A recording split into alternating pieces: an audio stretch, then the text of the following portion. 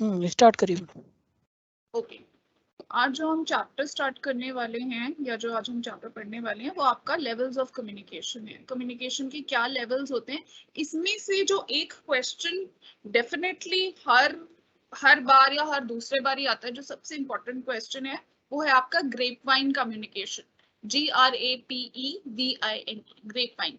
धीरे धीरे हम जब ऐसे आगे प्रोसीड करेंगे तो हमको समझ में आएगा कि ग्रेप वाइन क्या है। पर आप प्लीज नोट कर लीजिए कि ये शब्द ग्रेप वाइन देखने को आपको जरूर मिल जाएगा आपके क्वेश्चन पेपर पे, और इससे क्वेश्चन आता है, बड़ा इजी होता है और बच्चे अक्सर कुछ भी अपने मन से बना के अनशंट लिख देते हैं, याद नहीं रहता उनको, तो प्लीज ध्यान रखिए। एनीवे, तो कम्युनिकेशन के क्या क्या लेवल्स, अलग अलग लेवल्स पे कम्युनिकेशन होता है। जैसे आपकी क्लास में होता है, आपके ऑर्गेनाइजेशन में होगा, आपके साथियों के साथ होगा, किस किस लेवल में किस किस तरीके से कम्युनिकेशन जो है वो चलता है, ये आपका लेवल्स ऑफ कम्युनिकेशन में आता है। सबसे पहला है आपका extra personal communication. Extra personal communication is the communication that takes place between a human being and a non human entity. अच्छा, अभी बोल तो सकते नहीं है non human beings, but human beings और नॉन ह्यूमन एंटिटीज के बीच में कम्युनिकेशन कैसे हो सकता है? एक एग्जांपल उन्होंने आपको दिया है, जैसे आपका जो कुत्ता है, जो आपका डॉग है, इट बार्क्स, राइट? वो बोल नहीं सकता है, but it's not human, but still it sort of communicates with you. जब आपका कुत्ता अपनी पूंछ हिला रहा है तो आपको पता है कि वो खुश है। जब उसने अपनी पूंछ नीचे कर लिया, अपने पैरों के नीचे दबा लिया है, तो आपको पता है कि वो डरा हुआ है। तो इस तरीके से नॉन ह्यूमंस के साथ जो कम्युनिकेशन होता है उसको हम एक्स्ट्रा पर्सनल कम्युनिकेशन कहते हैं। तो हो सकता है कि वो आपको कोई पैसेज दे या कोई आपको कुछ पैराग्राफ लिखा हुआ हो जहां पे कुछ इस तरीके का इंटरेक्शन हो रहा हो और वो आपसे पूछने की एक्स्ट्रा पर्सनल कम्युनिकेशन कहाँ हो रहा है। तो पहले तो आपको पता होना चाहिए एक्स्ट्रा पर्सनल कम्युनिकेशन वो कम्युनिकेशन है जो एक ह्यूमन बीइंग और एक नॉन ह्यूमन एंटिटी के बीच में होता है, right? Not only animals but non-living things can also convey and receive messages. For example, traffic lights. अच्छा, traffic lights भी non-human entities हैं, वो तो जानवर भी नहीं है ना? They're just things, but वो एक कोड से ऑपरेट होती हैं, जिसमें एक रेड है, रेड लाइट है, येलो लाइट है, ग्रीन लाइट है। तो according to those lights you sort of understand what they are communicating to you. तो कोड जो है वो हमेशा, मैंने कहा था, कम्युनिकेशन साइकिल तभी पूरी हो पाती है या कम्युनिकेशन प्रोसेस तभी सक्सेसफुल हो पाता है जो कम्युनिकेशन का कोड है वो दोनों सेंडर और रिसीवर को पता हो, तभी। तो जो ट्रैफिक लाइट्स हैं, हमको समझ में आता है वो क्या कह रही हैं। Red is to stop, yellow is to wait and green is to go. But जब तक हमको वो कोड पता है, राइट? अगर कोई छोटा बच्चा है जिसको ट्रैफिक लाइट्स का मीनिंग ही नहीं पता है, तो ट्रैफिक लाइट्स उससे क्या कम्युनिकेट करना चाह रही हैं, that kid will not know. तो ये भी पॉइंट आपको मेंशन करना बहुत इंपॉर्टेंट है कि कम्युनिकेशन होने के लिए एनकोडिंग और डिकोडिंग होती है। और एनकोडिंग और डिकोडिंग, एनकोडिंग सेंडर करता है, वो एक कोड बना के सेंड करता है, और जो डिकोडिंग होती है वो रिसीवर करता है। और एक जो कोड है वो दोनों को पता होना चाहिए। There should be a common code between the sender and the receiver while for the communication to effectively happen. Okay. We stop our vehicle at the red light and start moving at the green. Similarly, a picture can also convey. Similarly, एक कोई तस्वीर है वो भी एक message convey करती है. We can also take the example of electronic devices. Electronic devices जैसे कि आपका वॉइस रिस्पॉन्स सिस्टम होता है, जो इंटरैक्टिव वॉइस, IVR जिसको हम कहते हैं। आप कई बार फोन करते हैं तो मशीन आंसर करती है ना? कि मान लीजिए आपने माइक्रोसॉफ्ट को कॉल किया, राइट? माइक्रोसॉफ्ट टीम्स पे कॉल किया, उनके ऑफिस पे कॉल किया, तो यूजुअली कोई पिकअप नहीं करता। एक इंटरैक्टिव वॉइस रिस्पॉन्स का सिस्टम होता है जो आपको कहेगा ये करने के लिए 1 दबाएं, वो करने के लिए 2 दबाएं, ये करने के लिए 3 दबाएं। तो that is also communication happening between a human being and a non-human entity. Okay. We can give command to the system and it follows the same. तो जो भी हम command देंगे, जो भी हम 1 2 3 4 buttons टाइप करेंगे, उसके हिसाब से आगे वो आपको रिस्पॉन्स देगा। फिर आपका आता है इंट्रापर्सनल कम्युनिकेशन।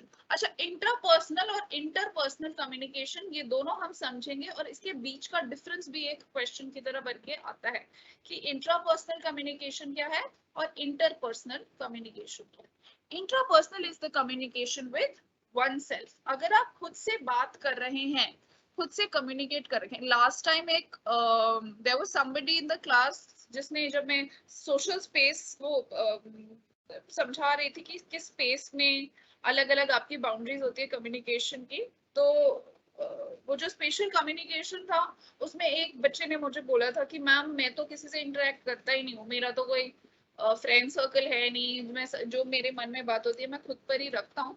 तो जो वो खुद से इंटरेक्ट कर रहा है या खुद से बातचीत कर रहा है या अपने मन में कोई भी जो उसके गुत्थम गुत्था चल रहा है, दैट इज ऑल इंट्रापर्सनल, खुद के अंदर विद इन एन एंटिटी।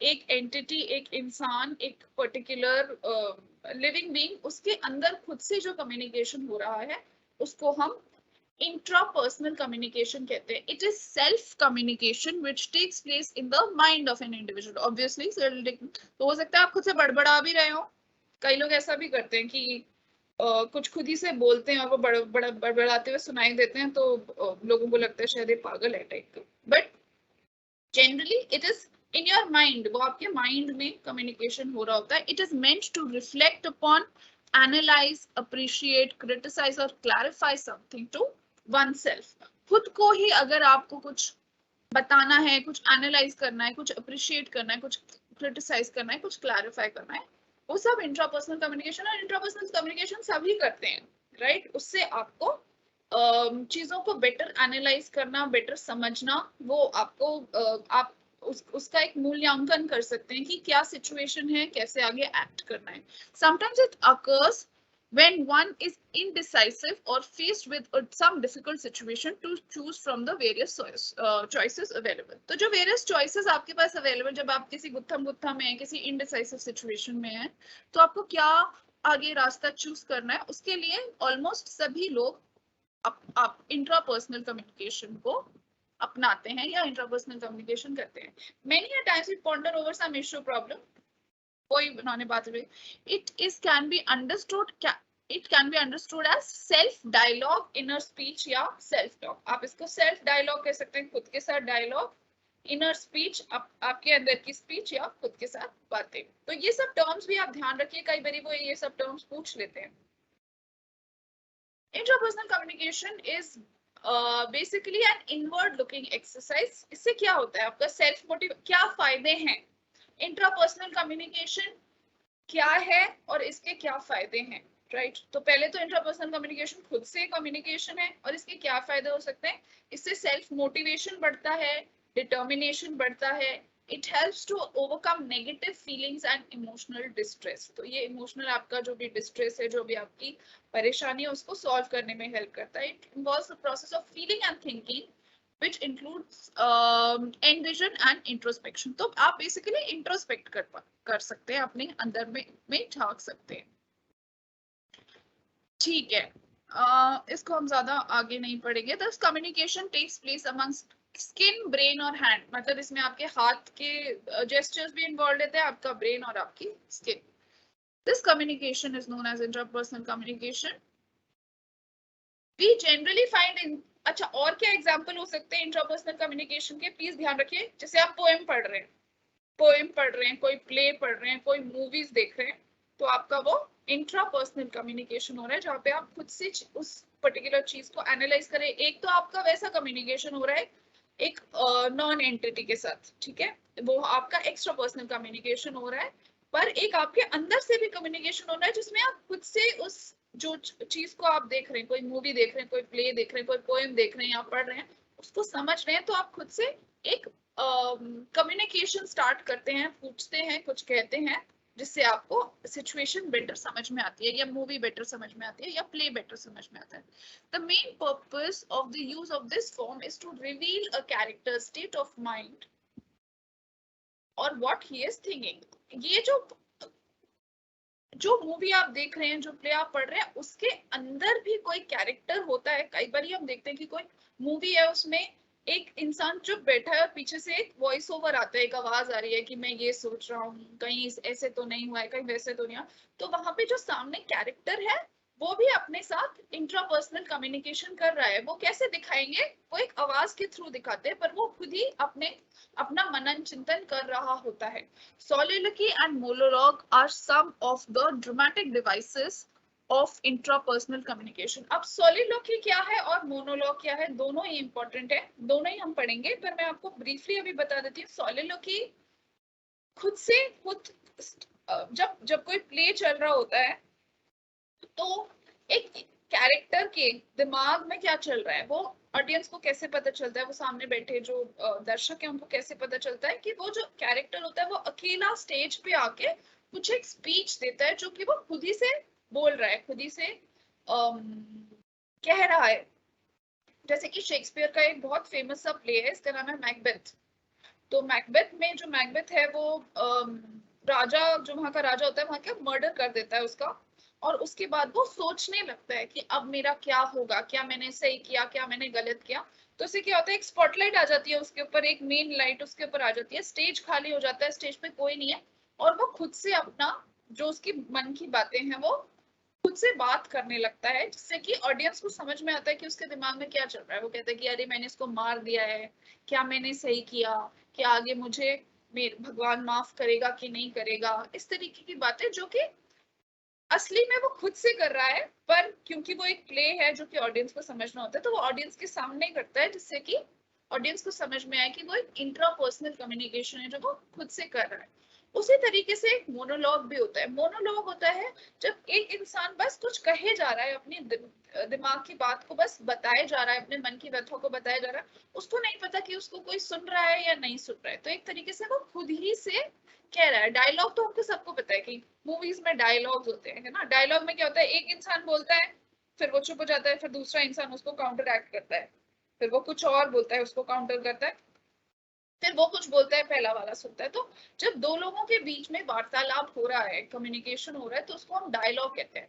पर मोनोलॉग क्या होता है, मोनोलॉग जब एक इंसान खुद ही कुछ कहे जा रहा है, कुछ बात बताया जा रहा है, जैसे कोई पोएम लिखी है लव पे, प्यार पे, कि प्यार ये होता है, प्यार ऐसा होता है, प्यार वैसा होता है, तो it's sort of a monologue जहाँ पे जो स्पीकर है वो बोल अपनी मन की बात को कहता चला जा रहा है, उसको नहीं पता कि कोई सुन रहा है या नहीं सुन रहा है। तो वो एकमात्र ऐसा इंसान है जो कि बोल रहा है, right.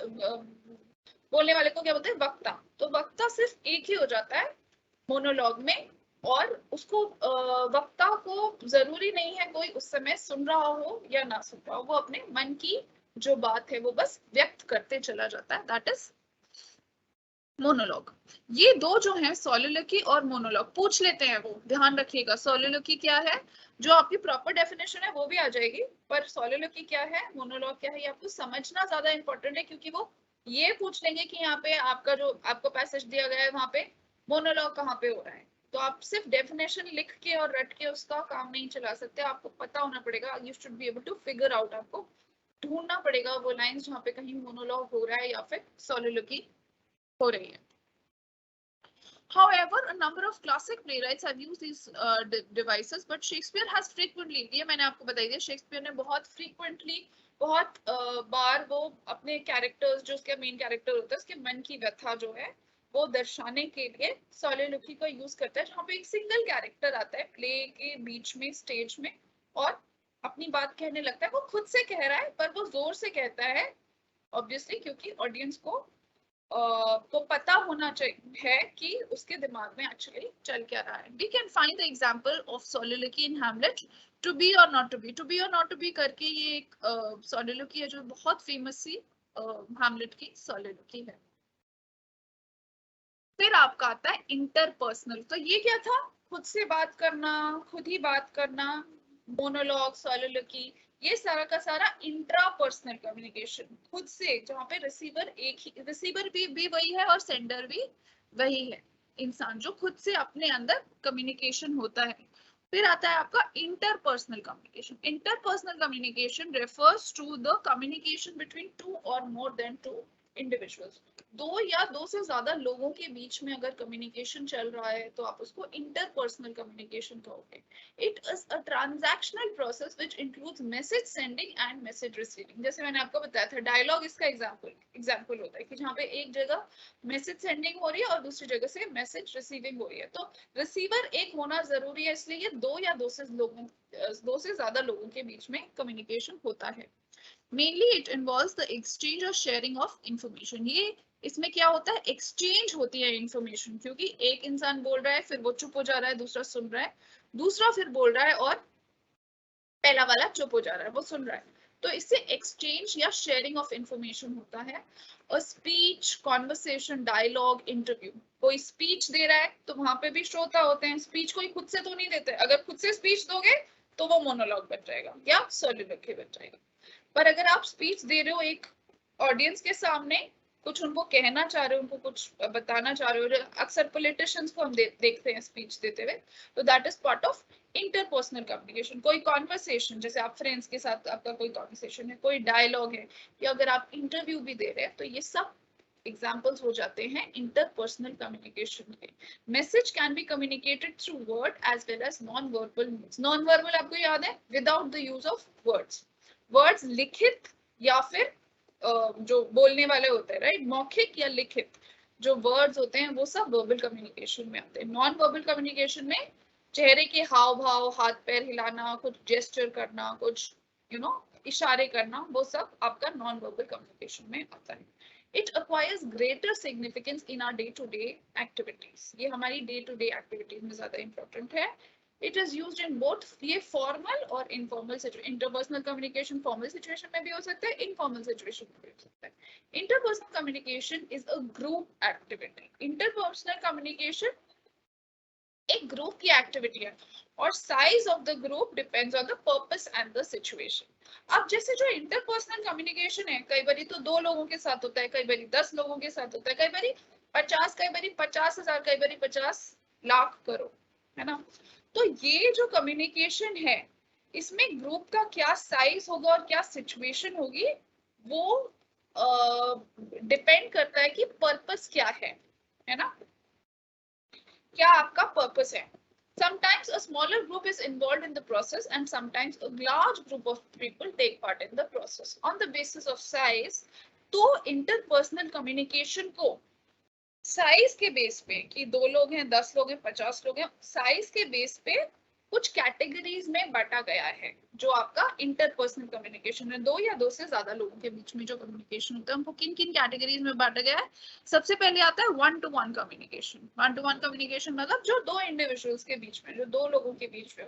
Most of our day to day communication takes place in this form. जो हमारा डे टू डे कम्युनिकेशन है, मोस्टली वो इसी फॉर्म में होता है कि एक बंदा दूसरे बंदे से बात कर रहा है, दूसरा बंदा रिसीवर है, फिर वो कुछ कह रहा है और हम रिसीवर बन जाते हैं।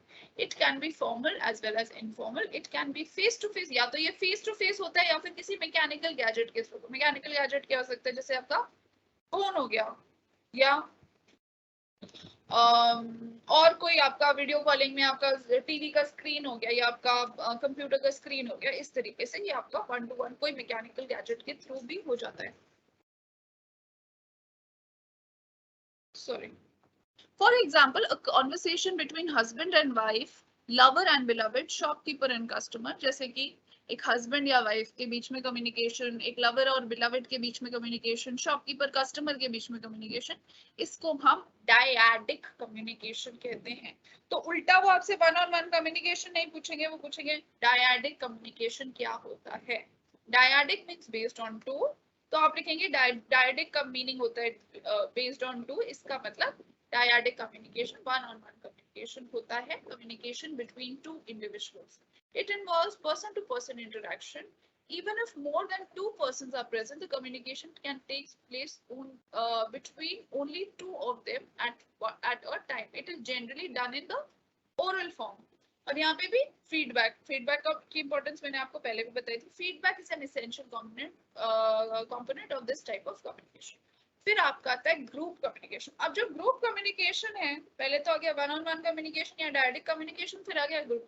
अब ग्रुप कम्युनिकेशन भी है, वो भी कई पार्ट्स में, कई कैटेगरीज में डिवाइडेड है। पहले आता है स्मॉल ग्रुप। स्मॉल ग्रुप मतलब करीब 40 to 50 इंडिविजुअल्स तक का जो कम्युनिकेशन है, ये इसको हम स्मॉल ग्रुप कम्युनिकेशन कहते हैं। जैसे कि स्टूडेंट्स ऑफ अ क्लास, जो अभी हम कर रहे हैं, वो भी मैं आपके साथ इंटरेक्ट कर रही हूँ कुछ स्टूडेंट्स के साथ, करीब 40-50 है, उनसे उससे कम। तो ये किस में आ जाएगा, स्मॉल ग्रुप कम्युनिकेशन में। किसी बस में अगर पैसेंजर्स कम्युनिकेट कर रहे हैं, वो भी आपका स्मॉल ग्रुप कम्युनिकेशन में आ जाएगा। आपकी फैमिली के बीच में कुछ कम्युनिकेशन हो रहा है, वो भी आपका स्मॉल ग्रुप कम्युनिकेशन में आ जाएगा। इसके बाद आपका आता है large group communication. Large group communication जिसमें large number of people present हो, ज्यादा size, group size, the group size can be from hundreds to thousands। कुछ जैसे कि कोई पॉलिटिकल रैली निकल रही है और कोई नेता भाषण दे रहा है, तो वो माइक लेके क्या करेगा, सारी हजारों की जनता को एड्रेस करेगा। For example the address bye political leader in a public gathering. जैसे कोई पॉलिटिकल लीडर किसी पब्लिक गैदरिंग में, कोई रिलीजियस प्रीचिंग, कई बार सत्संग वगैरह होते हैं, उसमें भी, इसमें क्या होता है, क्योंकि ये थोड़ा सा ज्यादा बड़े ग्रुप के साथ कम्युनिकेशन है, इसलिए यहाँ पर हमको यूजुअली कोई माइक्रोफोन या कोई मैकेनिकल गैजेट चाहिए होता है, जिससे कि सारे के सारे जो जनता प्रेजेंट है उनको आवाज जा पाए। जैसे कि आपका एम्पलीफायर हो जाता है, माइक्रोफोन हो जाता है, यूजुअली एक माइक इज नेसेसरी। इस कम्युनिकेशन को हम पब्लिक कम्युनिकेशन भी कहते हैं। पब्लिक कम्युनिकेशन क्या होता है, डायरेक्ट कम्युनिकेशन क्या होता है, स्मॉल ग्रुप कम्युनिकेशन क्या होता है, ये सारी चीजें होती है। फिर आपका आता है मास कम्युनिकेशन। मास कम्युनिकेशन में बहुत सारे लोग वो करते हैं, डिग्री करते हैं, डिप्लोमा करते हैं, पर मास कम्युनिकेशन है क्या? मास मतलब बहुत सारे लोग, राइट? स्मॉल ग्रुप नहीं, लार्ज ग्रुप नहीं, बहुत लाखों करोड़ों लोग। The term mass denotes a large number, amount or extent. Mass communication refers to communication to a large number of persons through mass media. ये किसके थ्रू होता है? मास मीडिया के। The individual relays information to a large segment of population at the same time. It has the capacity to reach the audience that is scattered over a wide geographical area. बहुत, जैसे हमारे देश में कई, एक बड़ा geographical area है हमारा देश, तो उसमें अगर मास कम्युनिकेशन होगा तो कैसे होगा? न्यूज ब्रॉडकास्ट के थ्रू, कि एक न्यूज रिपोर्टर है, वो अलग अलग टीवीज तक पहुंच रही है, आपके टेलीविजन तक पहुंच रही है, कैसे? मास मीडिया के थ्रू, कोई इलेक्ट्रॉनिक मीडिया के थ्रू या फिर प्रिंट मीडिया के थ्रू। जो आपके न्यूज़पेपर्स होते हैं ये भी मास मीडिया में आते हैं। The participants are unknown to each other. और यहाँ पर यूजुअली पार्टिसिपेंट्स, जो सिर्फ स्मॉल ग्रुप कम्युनिकेशन या वन ऑन वन कम्युनिकेशन होता है, उसी में पार्टिसिपेंट्स एक दूसरे को यूजुअली जानते हैं। लार्ज ग्रुप कम्युनिकेशन में भी सारे पार्टिसिपेंट्स को सबको जानना मुश्किल हो जाता है, और मास कम्युनिकेशन में तो कोई भी आइडिया नहीं होती है। जो न्यूज रिपोर्टर है वो न्यूज पढ़ रही है, पर उसको नहीं पता कि वो जो भी पढ़ रही है उसका श्रोता कौन कौन है। Newspapers, magazines, journals, radio, television, ये are some of the means. ये कुछ मीन्स हैं, कुछ स्रोत हैं मास कम्युनिकेशन के। A mediator is required to transmit the message. Mediator क्या है? फॉर एग्जाम्पल एक एडिटर जो होता है वो मीडिएटर की तरह एक्ट करता है, जो सिलेक्ट करता है कि क्या क्या फाइनली पब्लिक को पहुंचेगा। वैसे ही एडिटर जो होता है वो न्यूज रूम में भी एडिटर होते हैं, वो एडिट कर, सिर्फ जो आपका लाइव जा रहा है इवेंट वो एडिट नहीं हो पाता, उसको भी थोड़ा बहुत जितना वो कर सकते हैं, जितना मैनेज कर सकते हैं करते हैं। बाकी सारा जो भी पढ़ा जा रहा है, कहा जा रहा है, उसको एडिट किया जाता है। तो एक मीडिएटर की यहाँ पे जरूरत होती है। Oral communication requires some means such as radio, television, and written form needs print or visual media such as newspaper, magazine, internet or so. अब यहाँ पे इन्होंने आपको एक एक्टिविटी दे रखी है, identify which of the following actions are related to mass communication and which to large group communication. अब आपको डिफरेंस बताना है, ऐसा क्वेश्चन वो आपको एग्जाम में पूछ सकते हैं कि ये मास कम्युनिकेशन है या फिर ये large group communication. The prime minister Narendra Modi is addressing to a large gathering at Ramlila ground. Ramlila ground पे आकर prime minister Narendra Modi address करें एक लार्ज ग्रुप को, तो वो क्या हो जाएगा? Large group communication. लेकिन अगर प्राइम मिनिस्टर रेडियो प्रोग्राम मन की बात पे सारी जनता को, पूरे देश की जनता को एड्रेस कर रहे हैं, तो वो मास कम्युनिकेशन हो जाएगा, क्योंकि वो कोई मास मीडिया का यूज कर रहे हैं। मास मीडिया क्या? रेडियो। और जो वो प्रोग्राम करेंगे उसको ओवर टाइम एडिट किया जाएगा और फिर बाद में उसको फाइनली ऑन एयर किया जाएगा। फिर आपका आता है ऑर्गेनाइजेशनल कम्युनिकेशन। ऑर्गेनाइजेशनल कम्युनिकेशन भी इंपॉर्टेंट है। इसमें से आता है आपको ग्रेपवाइन वाला क्वेश्चन। किसी ऑर्गेनाइजेशन के अंदर ऑर्गेनाइज्ड ग्रुप ऑफ पीपल के बीच में जो कम्युनिकेशन होता है उसको हम ऑर्गेनाइजेशनल कम्युनिकेशन कहते हैं। इसका कोई पर्टिकुलर ऑब्जेक्टिव होता है, उसका कोई पर्टिकुलर पर्पस होता है। तो objective can be social as well as commercial. या तो वो सोशल हो सकता है, ऑब्जेक्टिव सोशल होने का मतलब कि जैसे आप ऑफिस में जाते हैं, आपकी ऑर्गेनाइजेशन में जाते हैं, वहां पे आप एक दूसरे से इंटरेक्ट करते हैं, वो एक सोशल इंटरेक्शन होता है। मोस्टली जो आप इनफॉर्मल बातें करते हैं या फिर फॉर्मली कोई पार्टी ऑर्गेनाइज करिए तो वो सोशल होने के लिए, कि आपको एक दूसरे से इंटरेक्ट कराने के लिए, या फिर उसका कमर्शियल पर्पस भी हो सकता है कोई इस काम के लिए, जिससे कि उनका बिजनेस कॉमर्स एक्टिविटी आगे बढ़े। All the people associated with the organization to work together to meet the objectives. The organization established for social purpose is known as a social organization, और जो आपका बिजनेस पर्पस के लिए organisation organise की गई है वो आपकी बिजनेस ऑर्गेनाइजेशन है। Formal communication that takes place at the level of the organisation is referred to organisational communication. यहाँ पे जो फॉर्मल कम्युनिकेशन हो रहा है उसको हम ऑर्गेनाइजेशनल कम्युनिकेशन कहते हैं। It is necessary for the sustenance of the organisation. ये ऑर्गेनाइजेशन के सस्टेन होने के लिए, उसको आगे बढ़ने के लिए बहुत नेसेसरी होता है। ये official activities of the organisation से रिलेटेड होता है, और जो उनके ऑर्गेनाइजेशनल गोल्स हैं उनको आगे बढ़ाने के लिए यूज होता है। It links not only the components of an organization but also connects its internal world to the external agencies. ये जो internally जो organization के अंदर communication होता है उसको link करती है बाहर की external agencies या external entities से। It can be oral as well as written. oral भी हो सकता है, written भी हो सकता है। तो एम्प्लॉइज के बगैर कोई भी ऑर्गेनाइजेशन फंक्शन नहीं करती, और हर एक ऑर्गेनाइजेशन के अंदर मोस्टली एक हायरार्किकल स्ट्रक्चर होता है, एक हायरार्की होती है कि कोई कोई नीचे लेवल पे, फिर उससे ऊपर, उससे ऊपर, उससे ऊपर। तो सुपीरियर्स होते हैं आपके, सुपीरियर्स मतलब जो आपके बॉस होंगे। पीयर्स होते हैं, पीयर्स मतलब आपके साथ के आपके कुलीग्स, और आपके सबऑर्डिनेट्स जो आपके नीचे काम करते हैं। Each one works for a well defined goal, और इस तरीके से ऑर्गेनाइजेशन चलती है। अब हायरार्किकल जो लेवल्स हैं उसके कम्युनिकेशन, उसमें कम्युनिकेशन किस तरीके से होता है। The employees employed at different level perform various activities and the need of communication becomes greater. Communication is proper with a proper networking system even without direct contact among them. कई बार ऐसा होता है कि जो हमारी ऑर्गेनाइजेशन होती है उसमें हमको नहीं, हमारा डायरेक्ट कॉन्टैक्ट नहीं होगा किसी पर्टिकुलर इंसान से, पर हम ऑर्गेनाइजेशन के थ्रू उससे स्टेप बाय स्टेप करके हम उससे कम्युनिकेट कर सकते हैं। जैसे आपकी प्रिंसिपल हो गई, मान लो आपके कॉलेज की जो प्रिंसिपल है उससे आप डायरेक्ट कांटेक्ट नहीं कर सकते, मगर ऑर्गेनाइजेशन की जो आपका कॉलेज है उसको काम करने के लिए आपको उनसे कम्युनिकेशन जरूरी है, कई बार जरूरी हो जाता है। तो आप एक प्रॉपर चैनल होता है, एक प्रॉपर हायरार्की होती है। जैसे कि आप शायद लेटर देंगे ऑफिस में जो आपके स्टाफ बैठा है वो स्टाफ जो होगा उसको आगे फॉरवर्ड करेगा, फिर वो आगे उसको हो सकता है कि वो प्रिंसिपल से जाने के पास जाने से पहले किसी टीचर के पास जाए, फिर आगे प्रिंसिपल के पास या उसके सेक्रेटरी के पास जाए या उनके हेल्पर्स के पास जाए,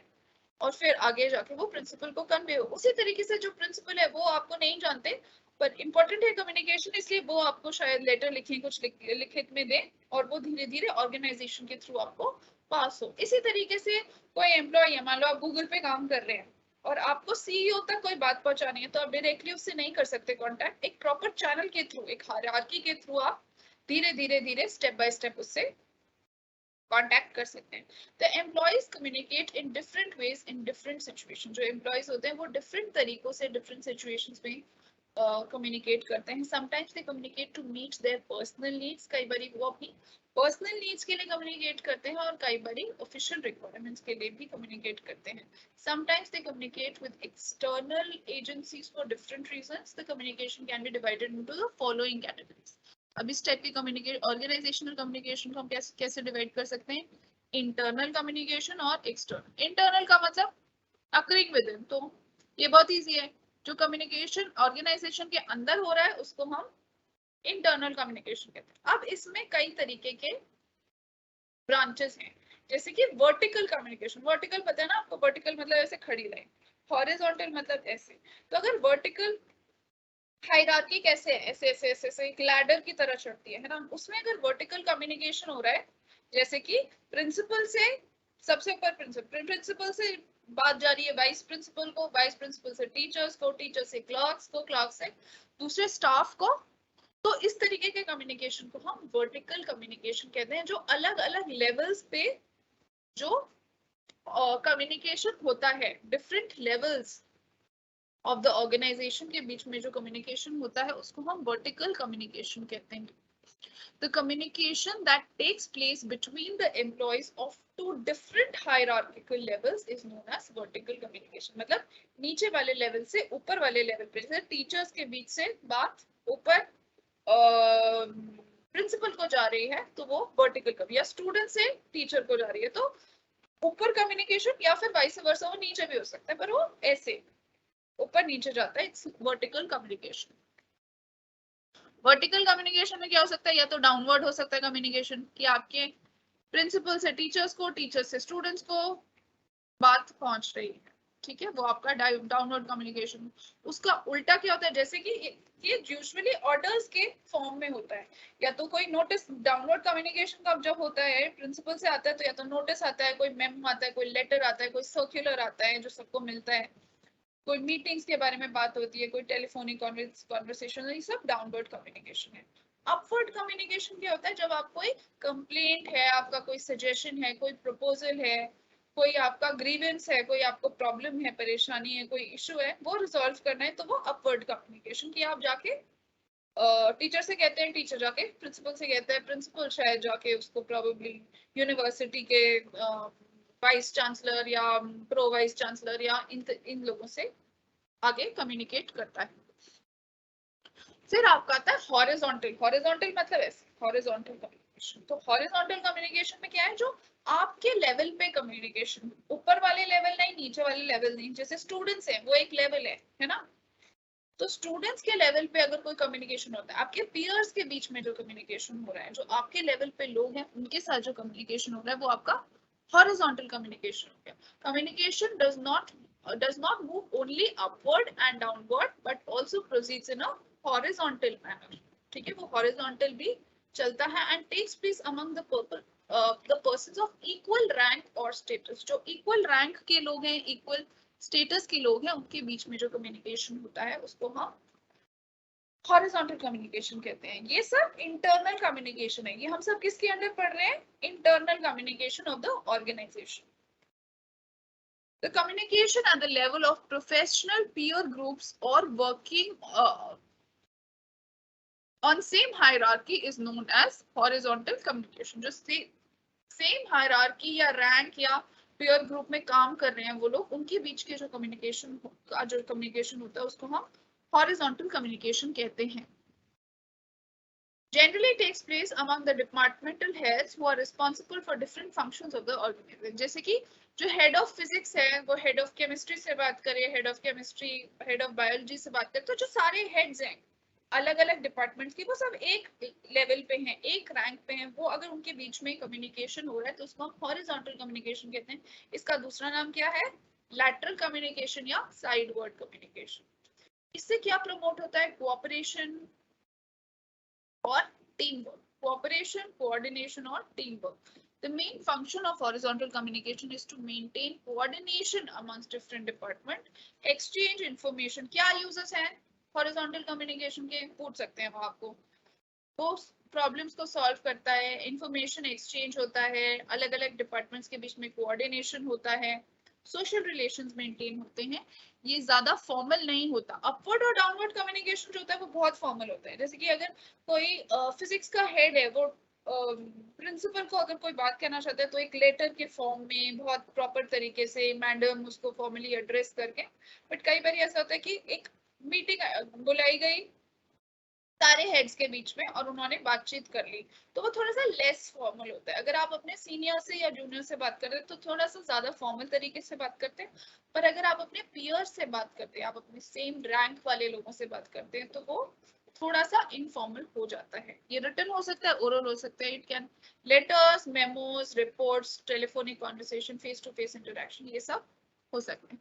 फिर आपका आता है डायगोनल कम्युनिकेशन। डायगोनल मतलब ये तो हो गया आपका वर्टिकल, ये हो गया आपका हॉरिजॉन्टल। जो ऐसे साइड टेढ़ा होता है उसको हम डायगोनल कहते हैं। जैसे कि अगर मान लीजिए मैं हूँ इंग्लिश की टीचर, पर मैं फिजिक्स के एचओडी को कुछ कहना चाहती हूँ, मेरे ऊपर कौन है, मेरे ऊपर इंग्लिश का एचओडी है ना, पर उसके साथ कौन है, उसके साथ है फिजिक्स का एचओडी। तो अगर मैं उससे बात करना चाहती हूँ, मैं फिजिक्स के एचओडी से बात करना चाहती हूँ, तो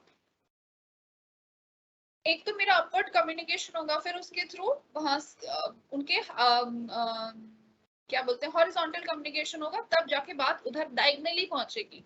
पर अगर डायरेक्ट कम्युनिकेशन मेरे और एचओडी फिजिक्स के बीच में हो जाए तो वो diagonal communication के अंडर आएगा। Every organization frames a set guidelines for its employees and the need to follow them. It consists of a हालांकि hierarchical structure और एक chain of command होती है कि इसके ऊपर ये, इसके ऊपर ये, इसके ऊपर ये।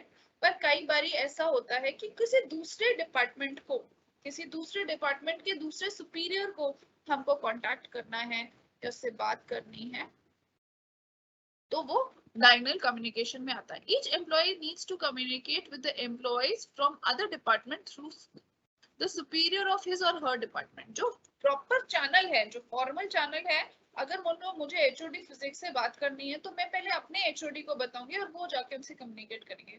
पर कई बार ये जो कम्युनिकेशन होता है, ये एक लेवल ऐसे ऊपर मेरे एचओडी, फिर फिजिक्स का एचओडी, उसको बाईपास करके डायरेक्ट कम्युनिकेशन मेरे और एचओडी के फिजिक्स के एचओडी के बीच में हो, तो उसको हम डायगोनल कम्युनिकेशन कहते हैं।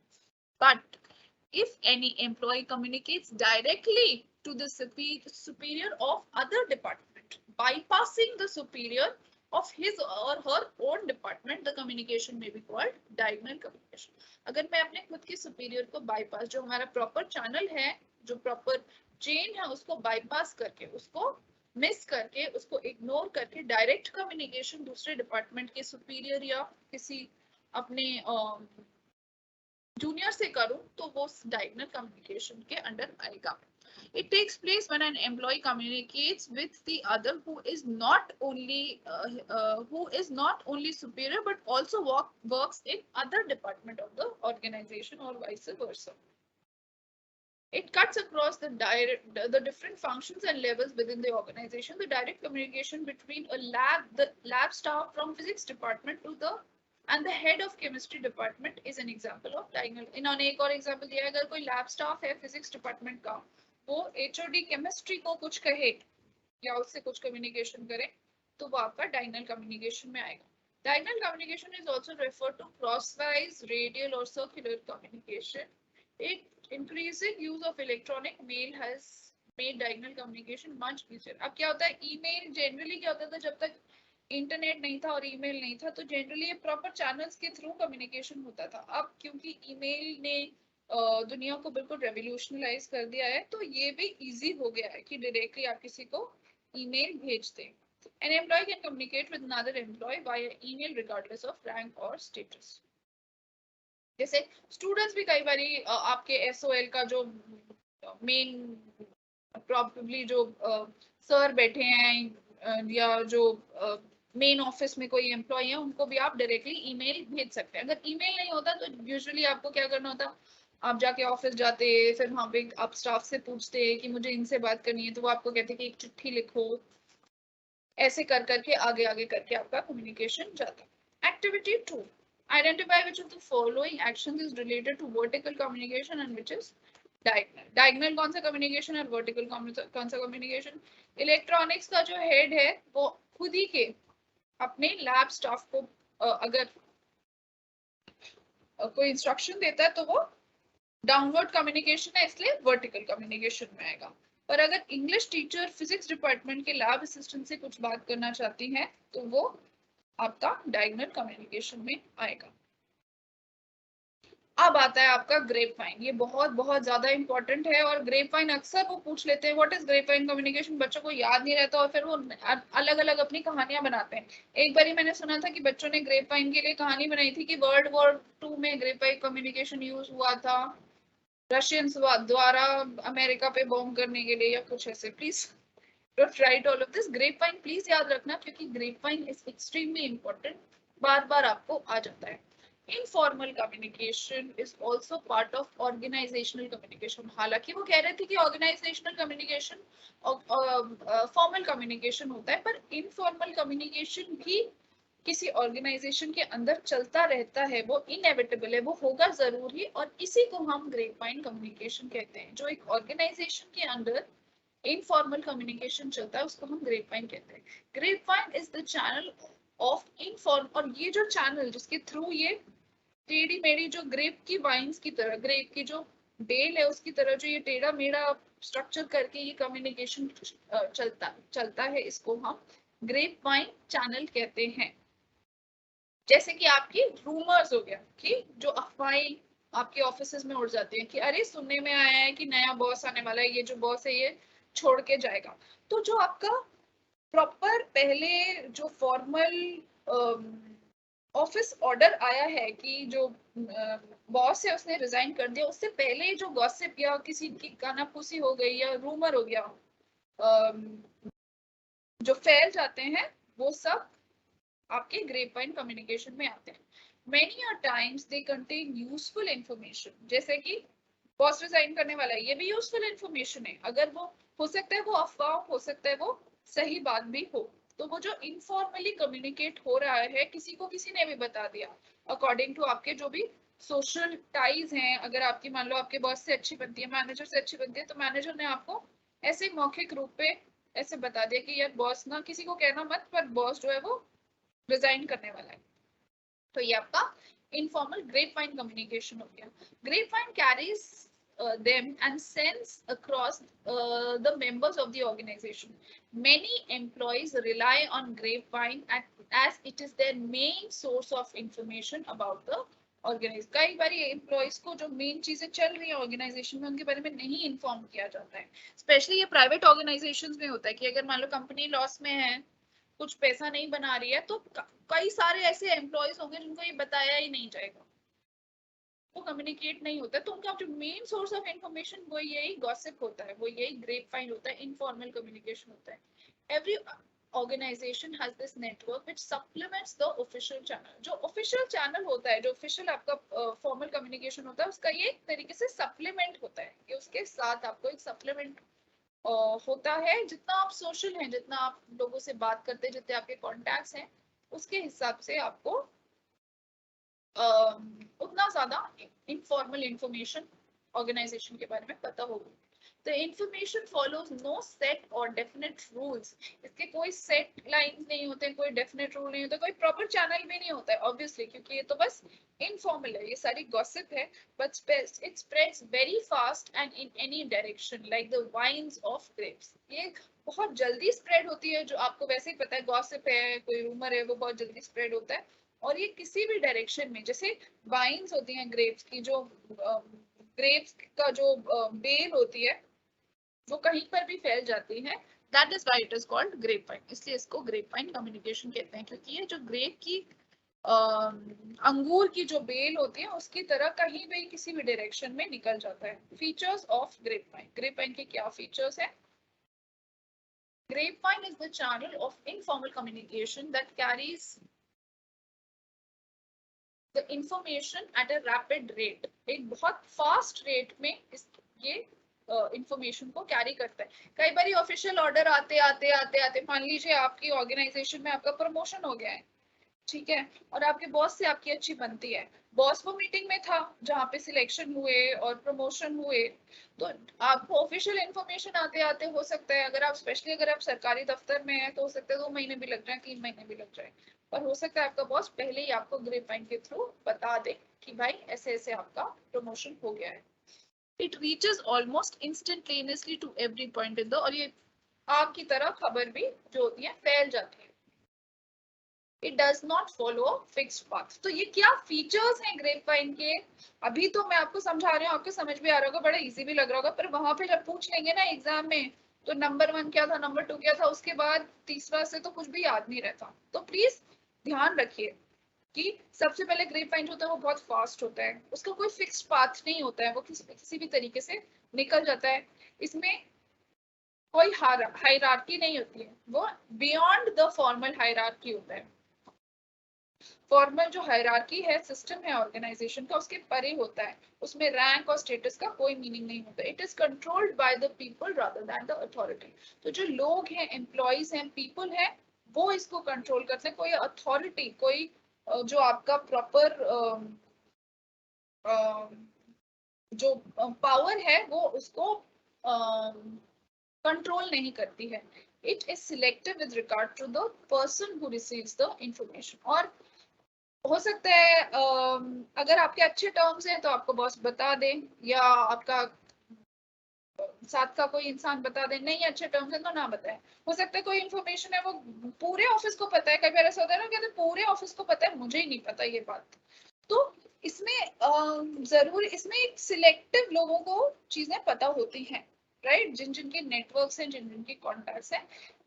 ग्रेपवाइन जनरली अकर्स ओरली, और ऑब्वियसली क्योंकि ये ग्रेपवाइन कम्युनिकेशन है, गॉसिप है, इस तरीके से रूमर्स होते हैं कई बारी, तो ये ओरली ही चलता है, उसको रिटन फॉर्म में नहीं दिया जाता। Activity 3, identify which of the following actions can be examples of grapevine communication. इसमें से you receive a WhatsApp message for an extra class from your teacher. क्या ये grapevine communication है? You receive a WhatsApp message from your friend regarding the cancellation of tomorrow's class. क्या ये grapevine communication? अगर आपको extra class का teacher से call आता है या मैसेज आता है तो शायद टीचर सभी को कर रहा होगा और वो फॉर्मल कम्युनिकेशन है। वो फॉर्मली आपको टीचर एक मैसेज भेज के बता रहा है कि क्लास होगी या नहीं होगी। पर अगर आपको आपका फ्रेंड बता रहा है कि कल की क्लास कैंसिल हो गई है, तो वो ऑफिशियल मैसेज या ऑफिशियल नोटिस तो आपने नहीं पढ़ा। आपने क्या पढ़ा? फ्रेंड के थ्रू आपको पता चला, ग्रेपवाइन के थ्रू आपको पता चला कि कल की क्लास जो है वो कैंसिल हो गई है। एडवांटेजेस ऑफ द ग्रेपवाइन के एडवांटेज क्या हो सकते हैं? यही सब चीजें कि वो जल्दी है, फास्ट है, नो टाइम में काम करता है, बहुत ऐसे इंस्टेंट काम करता है। जो बहुत ज्यादा एक्टिव नहीं है एम्प्लॉय, जो पैसिव है, जो ज्यादा जिसके कॉन्टैक्ट्स नहीं है, जिसके सोशल लाइफ नहीं है, उसको ये चीजें कम पता चलेंगी। Supplements the formal channel of communication, ये फॉर्मल चैनल का सप्लीमेंट होता है। तो जो इन्फॉर्मेशन आपको धीरे धीरे धीरे धीरे ऑफिशियली आएगी, उससे जल्दी आपको मिल जाती है। It provides the employees a channel to express their anxieties and opinions without any fear. तो आपके जो भी ओपिनियंस हैं, जो असली में आप किसी इंसान के बारे में सोचते हैं, कई बार फॉर्मली एक्सप्रेस नहीं कर पाते, इनफॉर्मली कई बार ग्रेपवाइन का जो कम्युनिकेशन है उसका फायदा बॉस लोग भी उठाते हैं कि अरे भाई आपको बस चाय पे बुला लिया कि आपके बॉस ने, और उनसे पूछा कि भाई क्या चल रहा है आजकल, क्या ये बहुत सारे एम्प्लॉइज कह रहे हैं कि वो नौकरी छोड़ने वाले हैं, क्या ये बात सही है? तो इस तरीके की जो चीजें आप शायद प्रॉपर एक फॉर्मल मीटिंग में नहीं कह पाएंगे कि क्यों, क्या, कैसे हो रही हैं चीजें, किसी भी डर की वजह से, वो आप ग्रेपवाइन में, इनफॉर्मल कम्युनिकेशन में बिना डरे बता सकते हैं। वो इनएक्सपेंसिव होता है, इससे टीम वर्क और मोटिवेशन भी बढ़ता है। जितना इनफॉर्मल कम्युनिकेशन है, जितने आपके रिलेशन अच्छे हैं, उससे टीम वर्क और मोटिवेशन बढ़ता है, सोशल रिलेशंस भी बढ़ते हैं। इसके डिसएडवांटेजेस क्या हो सकते हैं? इसकी कोई जरूरी नहीं है कि ये ऑथेंटिक इंफॉर्मेशन हो, कि सही हो। जैसे कि वही बॉस के रेजिग्नेशन की बात, जब तक ऑफिशियल ऑर्डर नहीं आ जाता तब तक आप उसकी कोई ऑथेंटिसिटी को नहीं, उसकी गारंटी नहीं ले सकते कि हाँ जी ये होने ही वाला है। The information can or cannot be true. हो सकता है वो इन्फॉर्मेशन सही हो, पर ये भी हो सकता है कि इन्फॉर्मेशन गलत हो। किसी ने आपको कह दिया अरे तुम्हारी तो पक्की नौकरी लग गई है, मुझे पता है, अंदर की खबर मिली है, पर तब तक आप उस पर विश्वास नहीं कर सकते जब तक कि आपको ऑफिशियल ऑर्डर ना आ जाए। वो सच भी हो सकता है, वो झूठ भी हो सकता है। It can harm the reputation of an individual और ऑर्गेनाइजेशन। कई बार क्या होता है कि ये जो ग्रेपवाइन कम्युनिकेशन है, आपको किसी से जलन है, कोई अच्छा नहीं लग रहा है, तो आप उसके बारे में अफवाह भी उड़ा देते हो, अरे यार ये ऐसा है, इसने ऐसा किया, उसने वैसा किया, राइट। तो वो किसी की रेपुटेशन को या पूरी ऑर्गेनाइजेशन की ही रेपुटेशन को कई बार खराब कर देता है। It can create misunderstanding and lead to conflict. इससे कोई मिसअंडरस्टैंडिंग्स भी क्रिएट हो सकती है और किसी तरीके की कॉन्फ्लिक्ट हो सकती है। It can effect the employees moral adversely. और किसी के बारे में अगर गॉसिप हो रही है तो उसका जो मोरल है, उसका जो प्रेरणा है काम करने की, वो पूरा खत्म हो सकती है। फिर आपका ये तो सारा आपका ऑर्गेनाइजेशन के अंदर का कम्युनिकेशन इंटरनल हो गया। इसमें ग्रेपवाइन क्या है, उसकी एडवांटेजेस क्या है, उसकी डिसएडवांटेजेस क्या है, वो किस तरीके से काम करता है, उसके एग्जांपल्स क्या हो सकते हैं, प्लीज आप याद रखिएगा, क्योंकि ग्रेपवाइन आए दिन हर बारी ग्रेपवाइन कम्युनिकेशन आता है, मैं हर बारी स्टूडेंट्स को बताती हूँ और हर बारी बच्चे भूल जाते हैं और एग्जाम में कुछ आंसर लिख के आते हैं। फिर आता है external communication. Formal communication occurs अब जो ऑर्गेनाइजेशन के बाहर, सिर्फ ऑर्गेनाइजेशन के अंदर ही नहीं, आउटसाइड द ऑर्गेनाइजेशन भी बहुत सारा फॉर्मल कम्युनिकेशन होता है। The communication that an organisation does with people outside the organisation is known as obviously external communication. जैसे आपके कस्टमर्स हो गए, कॉम्पिटिटर्स हो गए, फाइनेंसर्स हो गए, पब्लिक हो गई, मीडिया हो गई, गवर्नमेंट हो गई, बाकी सारी एजेंसीज हो गई, इनके साथ जो कम्युनिकेशन है वो एक्सटर्नल कम्युनिकेशन कहलाता है। ये ओरल भी हो सकता है, रिटन भी हो सकता है, letters, brochures, notices, phone calls, press releases, publicity, films, advertisements, ये सब आपका एक्सटर्नल कम्युनिकेशन में आता है। अब यहाँ पर उन्होंने आपको एक टेस्ट योर नॉलेज करके दे रखा है, इसको जरा पढ़ लेते हैं। What is the importance of extra personal communication in modern times? ये आपके सोचने के लिए। एक्स्ट्रा पर्सनल कम्युनिकेशन क्या था पहले? तो ह्यूमन और नॉन ह्यूमन एंटिटी के बीच में, और जैसे कि ट्रैफिक लाइट्स का आप एग्जांपल दे सकते हैं कि एक्स्ट्रा पर्सनल, या फिर IVR जो मैंने बताया था ना कि इंटरैक्टिव वॉइस रिस्पॉन्स की, उससे आप एम्प्लॉइज जो हैं, इतने सारे एम्प्लॉइज रखने की जरूरत नहीं है। इजीली आपको, आप कहीं कॉल करते हैं तो IVR के थ्रू आपको क्या करना है आगे उसका इंफॉर्मेशन मिल जाती है। या फिर ट्रैफिक लाइट्स जो हैं वो ऐसे, और किसी एक ट्रैफिक हवलदार को खड़े होकर ट्रैफिक को मैनेज नहीं करना है। मॉडर्न टाइम में एक्स्ट्रा पर्सनल कम्युनिकेशन इस तरीके का बहुत हेल्पफुल है। In which directions can formal communication flow within order? Formal communication कैसा हो सकता है? डाउनवर्ड हो सकता है, अपवर्ड हो सकता है, और डायगोनल हो सकता है, right? What role does grapevine play in organizational communication? grapevine क्या रोल प्ले करता है? कई सारे रोल प्ले करता है ना? वो जल्दी हो जाता है, फास्ट हो जाता है, वो सपोर्ट करता है, वो एक सप्लीमेंट्री रोल प्ले करता है जो आपका फॉर्मल कम्युनिकेशन है। What is the role of rumors in grapevine? Rumours का क्या रोल है? पॉजिटिव रोल भी है, नेगेटिव रोल भी है। रूमर्स से क्या होता है कि कई बारी जो इन्फॉर्मेशन है वो जल्दी पता चल जाती है, इतना देर नहीं लगती, और रूमर से क्या होता है कई बारी वो लोगों के रेपुटेशन को हार्म कर देता है, राइट? ये सब हमने पढ़ा है। आप इसके answer, I am sure you would know the answers, but there's a need to revise. Okay guys, any question that you guys need to ask me? अभी कोई ऐसा डाउट है, कोई ऐसी चीज है जो आप क्लैरिफाई करना चाहते हैं, पूछना चाहते हैं? एनीबडी? अपने आप को अनम्यूट करके आप पूछ सकते हैं। चैट पे कोई बच्चों ने कुछ लिखा है?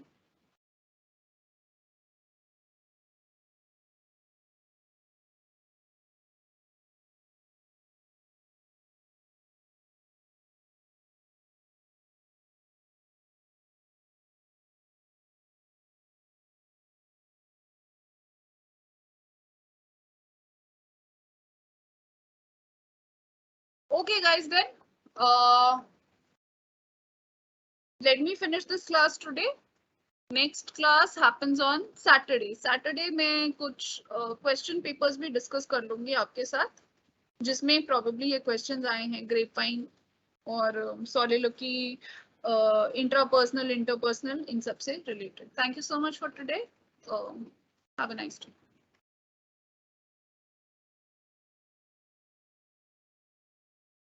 एंड कर दो।